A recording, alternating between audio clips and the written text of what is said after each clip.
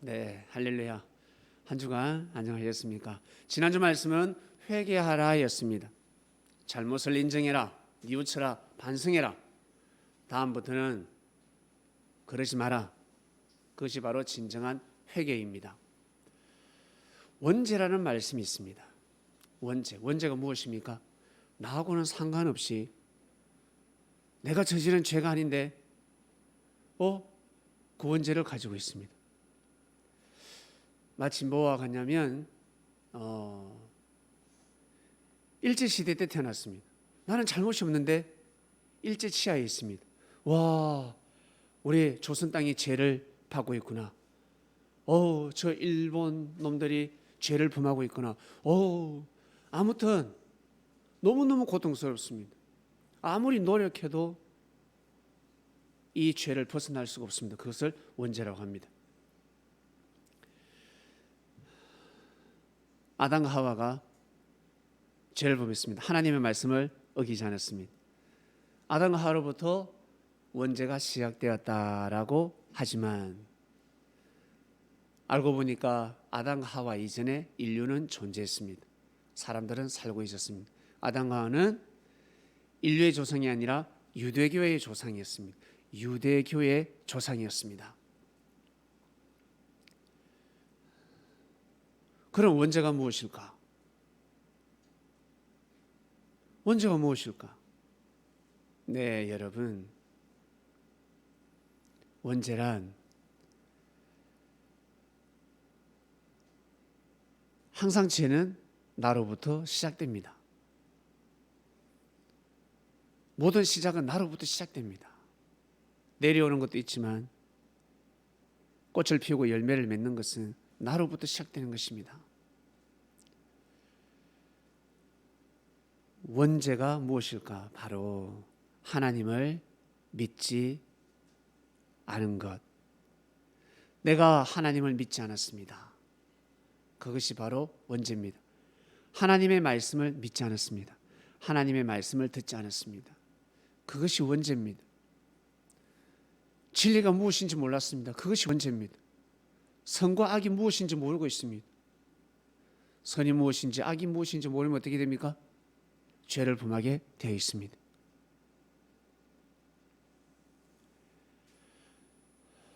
원죄를 알았습니다.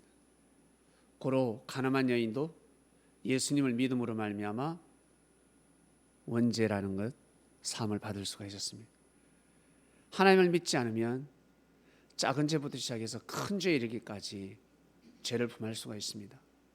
형제를 미워하는 것도 죄입니다. 가수원의 과일도 따먹는 것도 죄입니다. 절도죠.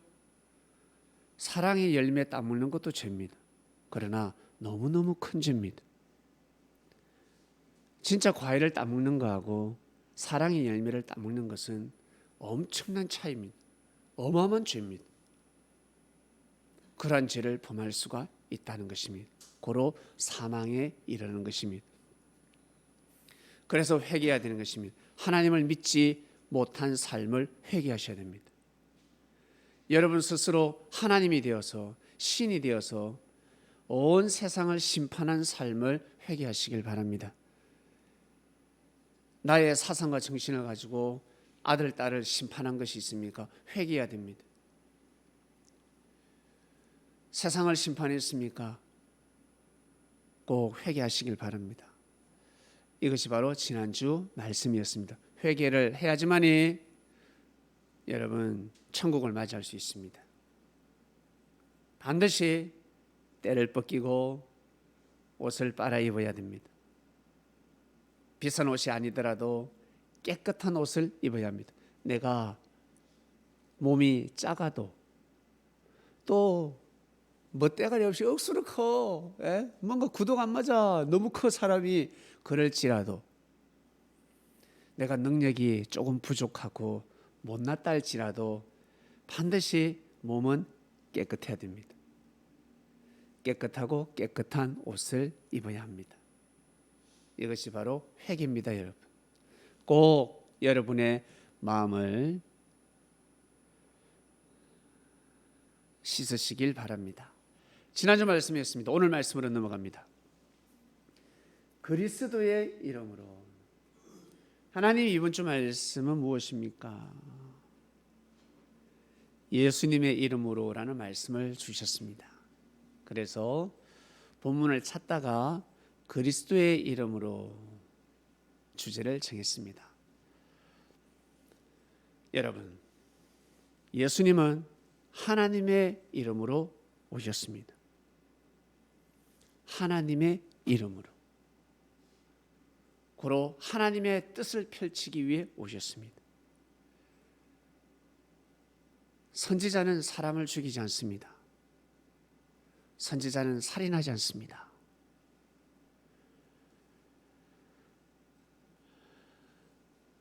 살인을 막기 위해서 외치는 것입니다.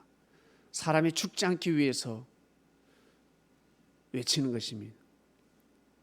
그리스도는 선지자보다 더하지 않겠습니까? 선지자는 국대급입니다. 국대, 국가대표라는 겁니다. 우리나라 국가대표는 우리나라에서 인정하는 사람입니다. 맞지요? 네. 그러나 월드 클래스는 어떤 사람입니까? 월드 클래스의 개념이 무엇입니까? 우리나라를 뛰어넘어서 세계인이 인정해야 됩니다. 세계인이 인정하면 월드 클래스가 되는 것입니다. 국대하고 월드 클래스가 다릅니다. 제가 우리 동네에서는 축구를 잘해요. 우리 동네 조기에서는 제가 에이스입니다. 에이스. 1군입니다. 주전입니다.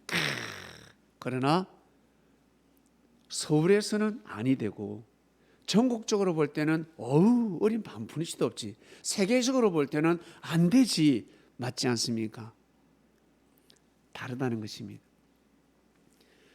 그리스도는 여러분 달라요.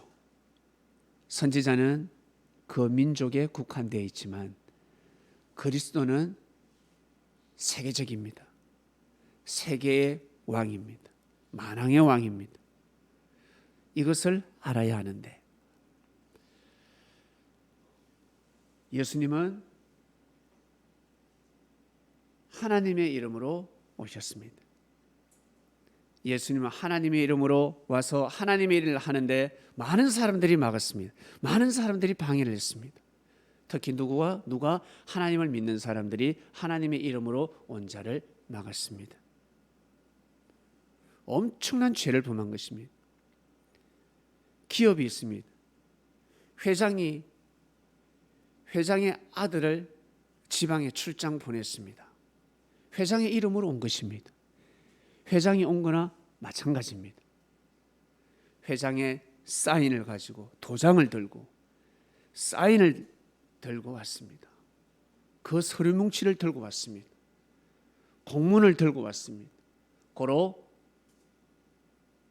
젊은 놈이지만 회장이 온 거와 마찬가지입니다. 그 사람을 해방하면 회장을 해방하는 것과 같습니다. 이러한 이치입니다. 본문 한번 볼까요? 예수님은 알고 계셨습니다. 내가 하나님의 이름으로 오면 고난의 길을 간다는 사실. 왜 선지자들이 그렇게 갔습니까? 내가 그리스도라는 것을 선포하면 죽겠구나. 죽음의 길을 가겠구나. 그러나 그 죽음을 막기 위해서 세례요한을 보냈다는 것도 알고 계셨습니다. 세례요한이가 순교하면서까지 복음을 외친다면 많은 사람들이 돌을 칼을 내려 놓을 것입니다. 그런데 세례요한은 순교의 길을 가지 못했습니다. 자기 자신은 너무 억울하지. 그러나 하나님 보시기에는 황당한 일이 벌어져 버렸습니다.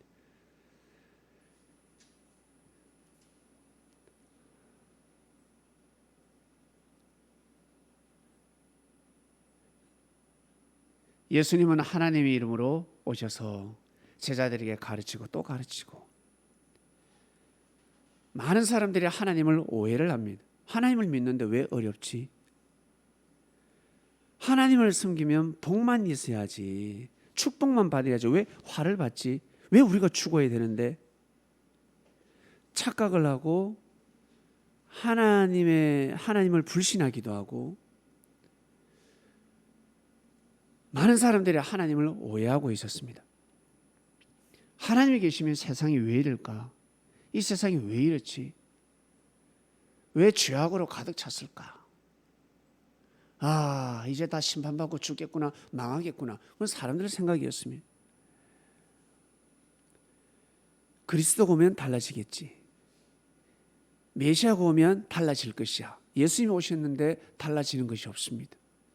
세상은 바뀌지 않습니다. 그런데 나 자신은 바뀌고 있습니다. 내가 하나님을 섬기고 있습니다. 예수님을 가까이 하면 가까이 할수록 내가 하나님을 섬기게 됩니다. 욕할 수밖에 없고 저주할 수밖에 없는 세상에서 한 줄기 빛을 보게 되는 것입니다. 이것이 이적과 기적입니다. 사랑하는 자들아, 너희를 시련하려고 오는 불시험을 이상한 일 당하는 것 같이 이상히 여기지 말. 너희들 항상 살다 보면 이상한 일 당하지 않냐? 아, 이상해요. 맨날 이상한 일만 생깁니다. 그럼 그거와 같이 우리가 예수님을 믿고 가는데 그러한 시련을 그렇게 이상하게 생각하지 마라 라고 하는 것입니다. 베드로가 지금 선포하고 있습니다. 오직 너희가 그리스도의 고난에 참여하는 것으로 즐거워하라. 그리스도의 고난에, 예수님을 믿으면 믿을수록 고난이 따른다는 것입니다. 예수님의 말씀을 들으면 들을수록 세상이 너무 답답합니다. 지혜로운 자하고 무지한 자하고 같이 살면 누구 오래 살까요? 유능한 자와 무능한 자가 같이 살면 누구 오래 살까요? 네, 오래 산다고 좋아하지 마시길 바랍니다. 무능하면 무능할수록 오래 살 수 있습니다. 그래서 우리가 세상에 보면 천재가 빨리 죽는다라는 말씀이 있습니다. 신동이 빨리 죽고, 그리고 진짜 착한 사람이 빨리 죽고, 진짜 인자 같은 사람, 인천사가 빨리 죽고, 못된 저 친구는 왜 저렇게 오래 살까 풀리지가 않습니다. 여러분, 너희가 그리스도의 고난에 참여하는 것으로 즐거워하라 했습니다. 이는 그의 영광을 나타내실 때에 너희로 즐거워하고 기뻐하게 하려 함이라 하였습니다. 이 말씀을 잘 이해하시길 바랍니다. 그리스도의 고난에 예수를 믿을수록 왜 고난이 많아? 답답한 게 너무 많아. 배운 자는 배우지 않는 자를 보면 속이 터져. 너무너무 답답해요. 일머리가 돌아가는 사람은 일머리 돌아가지 않는 사람 일을 하면요, 처음부터 끝까지 뚜껑이 열린다고. 얼마나 답답한 줄 아세요? 그러나 일머리 없는 사람은 천국입니다. 아무렇지도 않습니다. 지저분한 사람은 집에서 치울 것이 없습니다. 깔끔한 사람은 너무너무 지저분해. 더러워서 앉지도 못하겠어. 근데 지저분한 사람은 뒹굴뒹굴, 머리카락이 있어도 먼지가 날려도 쌓여도 뒹굴뒹굴, 누워서 아이스크림도 먹고 아무렇지도 않습니다. 그와 같습니다. 여러분, 예수님을 가까이 하면 가까이 할수록 고난을 받을 수밖에 없습니다. 무지한 사람들로부터 어때요? 상처를 받게 되고 공격을 당할 수밖에 없는 것입니다. 그 다음 보겠습니다. 너희가 그리스도의 이름으로,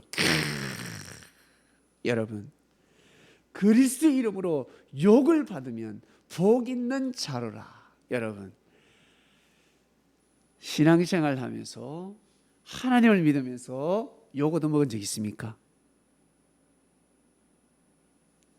나 찬양하다가, 기도하다가, 성경 보다가, 예배드리다가, 좋은 일 하다가 욕 얻어먹은 적이 있습니까? 축복입니다. 축복입니다. 저 하나님 있다가 욕 바가지로 얻어먹었습니다. 누구한테? 우리 어머니한테. 우리 아버지는 마음으로 하셨지 말로는 하지 않으셨습니다. 그러나 저희 어머니는 마음과 뜻과 목숨을 다해서 저를 괴롭혔습니다. 제가 안 넘어지기 천만다행이지, 만약에 넘어졌더라면 오늘날 이러한 행복한 가정이 될 수 없었다라고 생각합니다. 집 10채, 20채, 100채 가지고 있는 사람들보다 저는 더 행복합니다. 너무 감사하게 살아가고 있습니다. 큰일 날 뻔했습니다. 제가 장남인데 우리 가정은 망할 뻔했습니다. 우리 가문은 망할 뻔했습니다. 그리스도의 이름으로 욕을 받으면 복 있는 자로라 하였습니다. 영광의 영 곧 하나님의 영이 너희 위에 계심이라. 너희 중에 누구든지 살인이나 도적질이나 악행이나 남의 일을 간섭하는 자로 고난받지 말라 했습니다. 남의 일 간섭하는 사람 많습니다. 그냥 자기 길 가면 되지 꼭 남의 일을 간섭합니다. 자기도 못하면서 남이 조금 못하면 계속 간섭을 합니다. 간섭을 하고 살인하고, 그때는 살인이 난무했으니까 도적질은 뭐 밥 먹듯이 했지. 악행을 저지르니 남의 일을 간섭하는 걸로 고난을 받지 마라. 이거는 그리스도의 이름으로 욕을 얻어먹는 게 아니라는 거예요. 그다음, 만일 그리스도인으로 고난을 받은 적 부끄러워 말고 도리어 그 이름으로 하나님께 영광을 돌리라 했습니다. 여러분, 이러한 삶을 사시길 바랍니다. 그리스도의 이름으로 고난을 받으시길 바랍니다. 남의 일 간섭해가지고 욕 얻지 말고 그리스도의 이름으로 하나님의 일을 하면서 욕을 얻어먹으시길 바랍니다. 그것을 이상하게 여기지 마시길 바랍니다. 나 오늘 예배드리고 집에 갔는데 어때요? 가다가 소매치기를 만났어. 이상하게 여기지 말라라는 것입니다. 이상하게 여기지 말라라는 것입니다. 누가 시비를 붙었어. 누가 잘못을 했어. 내가 예배드리고 오는데, 내가 그리스도인인데 나한테 왜 이런 화가 올 수가 있지? 나한테 왜 저 사람이 욕을 하지? 여러분, 그 사람은 진짜 축복입니다. 열어버리니까 그냥 넘어가는 것입니다. 임자한테 걸리면 그 사람은 팔자가 돌아가는 것입니다. 오히려 나한테 걸렸구나, 내가 용서해 주자, 내가 품어주자, 내가 만만한갑다, 항상 나만 보면 저렇게 나쁜 짓을 하네, 나만 보면 저렇게 안 좋은 말을 하네. 여러분, 좋게 생각하시길 바랍니다. 하나님을 믿는데 내가 섭리인인데 왜 나한테 이런 어려움이 올까라고 생각하지 마시고, 여러분이니까 하나님께서 연결시킨 것입니다. 감당하라고. 분명히 뜻이 있다는 것입니다. 하나님이 계시기 때문에 여러분 분명히 뜻이 있습니다. 자, 예수님 탄생하기 전에 여러분 누가 태어났냐면 바로 세례요한이가 태어났습니다. 세례요한의 아버지가 누굽니까? 사가랴입니다. 엄마는 엘리사벳입니다. 사가랴는 아비야 반열의 제사장입니다. 아비야 반열이라고 하면 이 아비야는 누구냐면 솔로몬의 손자입니다. 솔로몬의 손자의 혈통입니다. 그리고 엘리사벳은 모세의 자손입니다. 아니, 아론의 자손입니다. 그러니까 어때요? 영적으로 명문 가문입니다. 근데 자식이 없어요. 사가랴가 1년에 2번씩 성전에서 정성을 드리는데, 예배를 주관하는데 아이가 없으니까 얼마나 삶이 힘들겠습니까? 지금도 결혼해서 자식을 낳으려고 하는데 자식이 없어 힘든데, 지금부터 수천 년 전입니다. 자식이 없으면 많은 사람들이 하나님한테 저주받았다라고 하는 시대였습니다. 너무너무 힘이 들었습니다. 그래서 제사를 드리면서 사가랴가 또 정성을 드리지 않겠습니까? 그때 누가 나타나냐면 천사가 나타납니다. 사가랴, 사가랴, 하나님이 보내서 왔다 하였습니다. 사가랴가 기겁하죠. 네가 아들을 낳을 것이니 그 아들을 이름을 요한이라고 하라. 이름까지 지어줍니다. 아들을 요한이라. 누굽니까? 당신 누굽니까? 나는 가브리엘이다 하였습니다. 하나님이 보낸 가브리엘이다 하였습니다. 사가랴가 기겁하죠. 그 아들 태어남을 기뻐하라. 그리고 아베의 마음을 자식한테 돌릴 것이고 정말 엄청난 일을 하는데 하나님의 기쁨이 될 것이고 그는 주를 전가하는 자니라. 그리스도를 전가한다는 거예요. 하나님의 아들을 보내는데 그 아들을 그리스도를 전가할 자니라. 엘리야의 심령으로 와서 사명을 다한다 하였습니다. 무시무시한 말씀을 받았습니다. 나는 늙었고 내 마누라도 늙었고 어떻게 애를 낳을 수 있습니까? 믿을 수가 없어요. 아이를 낳을 때까지 너는 말을 못하리라. 벙어리가 되었어요. 예배 드리러 들어갔다가 제사 드리러 갔다가 나왔는데 벙어리가 된 거야. 많은 사람들이 사가랴 제사장이요, 하나님의 말씀이 혹시 있습니까? 어떤 계시를 받았습니까? 어떤 깨달음이 있습니까? 말을 못해요. 벙어리가 돼버렸어요. 그리고 나서 엘리사벳에게 가브리엘이가 또 가잖아요. 엘리사벳에 그대로 계시를 합니다. 결국 어때요? 아이를 가졌습니다. 우와, 신기합니다. 너무너무 신기합니다. 5달 동안 숨겼습니다. 말을 할 수가 없었습니다. 아무도 몰랐습니다. 그런데 가브리엘 천사장이 누구에게 갑니까? 마리아에게 갑니다. 마리아에게 가서 너의 친족 사가랴 엘리사벳이 아이를 가졌다. 너도 아이를 가질 것이다. 그 이름을 예수라 하라. 이름까지 다 지어줬습니다. 예수라 하라. 그는 하나님의 아들이라 불림을 받게 될 것이다. 여러분, 엄청난 말씀입니다. 메시아 그리스도라는 거예요. 저는 남자를 알지를 못하는데, 혼인하지 않았는데 어찌 아이를 가질 수가 있습니까? 성령으로 잉태된다 하였습니다.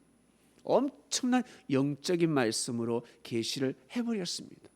결국 어때요? 마리아가 이 말씀을 받고 누구에게? 엘리사벳에 뛰어가거든. 엘리사벳에 뛰어갑니다. 친족이라 그러면 거진 사촌지간입니다. 너무너무 가깝습니다. 엘리사벳에 뛰어가서 노크를 하는데 형님 했는지 뭐라 했는지 모르겠어요. 쫓아갔어. 가니까 엘리사벳이 깜짝 놀라는 것입니다. 왜? 안에 이 아이가 축구를 하기 시작하는데, 씨름을 하기 시작하는데 너무 기뻐가지고 이 아이가 너무너무 기뻐서 안에서 발을 차고 손을 때리고 난리가 난 겁니다. 엄마도 너무 기뻐. 와, 이 아이가 너무 기뻐하는 것이구나. 마리아가 오니까 이 아이가 너무너무 기뻐하는 것입니다. 마리아가 와서 확인하지 않습니까? 혹시 아이를 가지지 않았습니까? 비밀로 했는데 그걸 어떻게 알아? 가브리엘 천사장이 나에게 와서 계시를 했고 나 또한 아이를 가진다였습니다. 오, 할렐루야. 경사로다. 결국 마리아도 아이를 가졌습니다. 6개월째. 엘리사벳이 아이를 가지고 나서 6개월째 마리아가 아이를 가졌습니다. 고로 세례요한과 예수님은 6개월이라는 톨이 있습니다. 동갑일 수도 있고 연년생일 수도 있습니다. 그렇죠? 네. 결국 엘리사벳이 아이를 낳았습니다. 사람들이 모였습니다. 제사장이니까 축하를 하지 않겠습니까? 모였어요. 아이의 이름을 뭘로 합니까? 아버지 이름이 사가랴니까 사가랴로 하시죠. 그러니까 안 된다는 거예요. 요한으로 해야 된다고 그랬습니다. 엘리사벳이 요한으로 해야 된다. 안 된다고. 왜 요한으로 하냐고. 그 이름은 당신의 족보에 없다는 거예요. 요한이라는 이름은 사가랴로 해야 된다는 것입니다. 그때 사람들이 사가랴에게 제사장, 사가랴 제사장 맞지 않소? 당신 이름을 따서 이름을 지어야지. 무슨 요한이요? 사가랴가 벙어리가 되고 말을 못하잖아요. 말을 못하잖아. 그래서 어떻게 서판에다가 글을 적어요. 요한. 요한이고 올라간다 올라간다 이게 된 거예요. 원래는 사가랴 적어야 되는데 사가랴가 요한으로 적어 크게 요한으로 이러고 입이 탁 벌어졌어. 말을 해버렸습니다. 아이를 낳고 사가랴를 낳고 엘리사벳이 아이를 낳고 나서 입이 터져버렸습니다. 요한이 태어난 지 8일째, 이스라엘은 8일째 할례를 하거든요. 할례 때 이름도 지을 겸 벙어리가 되었다고 어때요? 터져버렸습니다. 10개월 동안 벙어리였습니다. 여러분 신기하지 않습니까? 고로 이 제사장은 자기 아들을 믿을 수밖에 없는 것입니다. 하나님의 섭리를 절대 믿게 만들었습니다. 이름까지 지어줬습니다. 요한이라. 그런데 왜 세례요한이 되었을까? 세례를 베푸니까 세례요한이 된 것입니다. 그리고 예수님은 하나님이 함께 하시는 분이었습니다. 바로 하나님의 아들이다 하였습니다. 그리스도 메시아이셨습니다. 예전에는 믿기 어려웠지만 결국 어떻게 해요? 우리가 그분을 믿지 않습니까? 여러분 스스로 한번 보세요. 여러분 스스로 어때요? 예수님을 믿을 사람입니까? 예수님을 그리스도와 칭할 사람입니까? 아니지. 보기에는 선해 보이지만 여러분 마음은요, 그 누구도 이길 자가 없을 것입니다. 그렇지 않습니까, 어머니? 근데 어때요? 예수님한테 고개를 숙이고, 예수님, 하나님의 아들 예수님이시구나. 또 아버님은 그 액자를 보면서 만군의 여호와, 이 천지를 창조하신 만군의 여호와 하나님 하며 기도하시지 않습니까? 그리고 하나님의 섭리 예수님을 믿지 않습니까? 여러분 이것이 그냥 될 일이 아닙니다. 여러분 모두 다 그럽니다. 진짜 힘들고 어려운데 예수님을 저버리지 않고 있습니다. 참 형수님 대단하십니다. 고난의 길이지. 예, 인생 자체가 고난의 길입니다. 그럼에도 불구하고 하나님을 버리지 않습니다. 그죠? 여러분, 우리가 예수님을 그리스도로 믿기 때문에 예수님을 그리스도로 믿다가 보니 우리가 이러한 삶을 살아가게 되었습니다. 동물은 사람을 위해서 태어납니다. 사람을 이롭게 하기 위해서, 사람을 도와주기 위해서, 한마디로 사람을 지키고 사람을 기쁘게 해주고 양식이 되기 위해서. 사람은 왜 태어납니까? 하나님을 위해서 태어나는 것입니다. 하나님을 위해서 태어나는 존재가 바로 사람입니다. 만물의 영장. 사람은 반드시 하나님을 기쁘게 해야 되는 것입니다. 하나님께 영광 돌리는 삶을 살아야 합니다. 그리스도의 이름으로 항상 일이 있을 때 여러분 생각해 보시길 바랍니다. 그리스도면 이것을 인정하는지 허락하시는지, 그리스도께서 허락하시는지. 예수님이 베드로에게 왜 칼을 놓으라고 하신 줄 아세요? 칼을 들지 말라. 여러분, 동물이 사람을 지키는데 훈련받은 동물들이 있습니다. 이 동물들은 사람을 구하기도 하고 사람을 지키기도 합니다. 싸움이 벌어졌습니다. 내가 강도한테 얻어맞았어. 열받아가지고 칼을 들었습니다. 2명이 있을 때는 칼을 들 수 있지만 경찰이 왔을 때는 칼을 내려놓아야 합니다. 그렇지 않습니까? 경찰에게 맡겨야 합니다. 근데 내가 그 칼을 들고 있으면 경찰이 데리고 온 개가 나를 물 수 있습니다. 그렇게 훈련을 받았습니다. 고로 어떤 일이 있을 때 천사들이 출동을 합니다. 그럴 때 칼을 내려 놓아야 합니다. 그래야 천사가 심판을 하는 것입니다. 칼을 들고 있으면 천사가 심판을 할 수가 없습니다. 그래서 하나님께서는 베드로에게, 예수님은 베드로에게 칼을 내려놓아라, 칼을 들면 칼로 망한다 였습니다. 하물며 동물도 그랄진데 훈련받은 동물도 사람을 지킵니다. 약한 사람을 지킵니다. 진리를 절대 믿고 순종하는 천사들은 누구를 지키겠습니까? 심령을 꿰뚫어 보지 않겠습니까? 여러분, 이번 주 말씀은 그리스도의 이름으로입니다. 그리스도의 이름으로. 여러분, 그리스도의 이름으로 삶을 살아가시길 바랍니다. 예수님의 이름으로 삶을 살아가시길 바랍니다. 이 세상에 그리스도가 많습니다. 예수님 시대 때도 그리스도가 많았습니다. 그래서 나사렛 예수라는 겁니다. 예수가 너무 많았어. 그리고 자칭 그리스도도 많았어. 그래서 예수님이 누군데? 나사렛 예수. 베들레헴에서 태어나셨지만 나사렛에서 성장하셨습니다. 그곳에서 자라셨습니다. 그래서 나사렛 예수라고 하는 것입니다. 베들레헴 예수라고 하지 않습니다. 사랑하는 그리스도인 여러분, 그리스도의 이름으로, 예수님은 하나님의 이름으로 오셨고 우리는 그리스도의 이름으로 삶을 살아가게 되었습니다. 베드로가 그러한 삶을 살아갔습니다. 예수님의 이름으로 삶을 살아갔습니다. 예수님의 이름으로 진리를 전파하다 보니 환난이 닥칠 수가 있고 어려움이 왔을 때 그것을 이상하게 여기지 말고 당연하게 생각하고 감사할 줄 알고 절구할 줄 알고,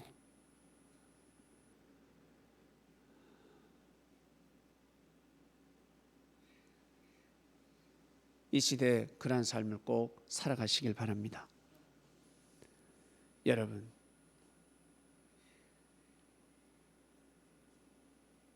여러분의 이름을 누군가 자꾸 부른다. 여러분의 이름을 자꾸 부른다. 어떻습니까? 좋은 마음을 가지고, 간절한 마음을 가지고, 교만한 자가 아니라, 못된 자가 아니라, 악한 마음을 가지고 화를 내고 욕을 하면서 여러분의 이름을 부르는 것이 아니라 착한 마음을 가지고, 그리고 간절한 마음을 가지고, 예전에는 악했는데 그 악한 자가, 교만한 자가 갑자기 꼬리를 내리면서 여러분의 이름을 부르고 있습니다. 뭐시기야, 뭐시기야. 그러한 음성을 들었을 때 어떻습니까? 기분 좋지 않습니까? 기분 좋다는 거예요. 우리가 그리스도를 부릅니다. 예수님을 부르고 있습니다. 예수님, 예수님, 제가 이렇게 어렵습니다. 제가 이런 실수를 범했는데 제가 살기가 어렵습니다. 예수님, 제가 밥을 잘못 먹어가지고 적당히 먹어야 되는데 배가 고파서 너무 많이 먹는 바람에 배꼽이 튀어나와가지고 죽겠습니다. 예수님, 배탈이 났습니다. 예수님. 살다 보면 인생이 배탈 날 때가 있습니다. 인생이 배고플 때가 있습니다. 그럴 때 예수님을 부르고 있습니다. 좋지 않겠습니까? 그래서 예수님이 그러셨습니다. 내 이름으로 기도하라. 내 이름으로 기도하라. 내가 손을 걷어붙이고 달려오리라. 2명이 모여서, 3명이 모여서 연합해서 기도하면 더더욱 역사가 일어나리라. 왜?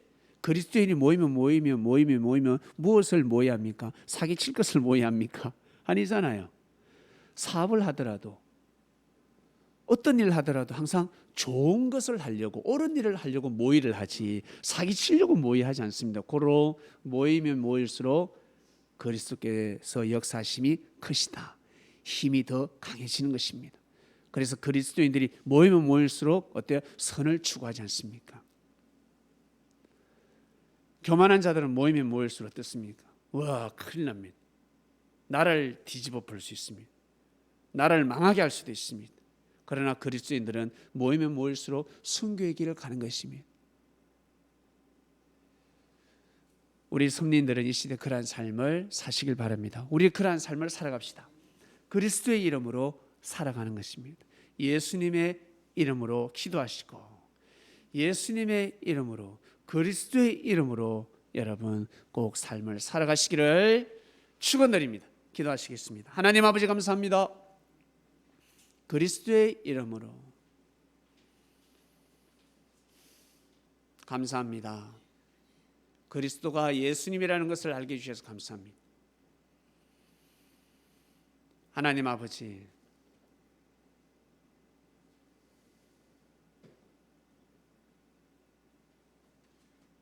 베드로가 고백한 것처럼 자신 있게 선포한 귀하고 귀한 말씀,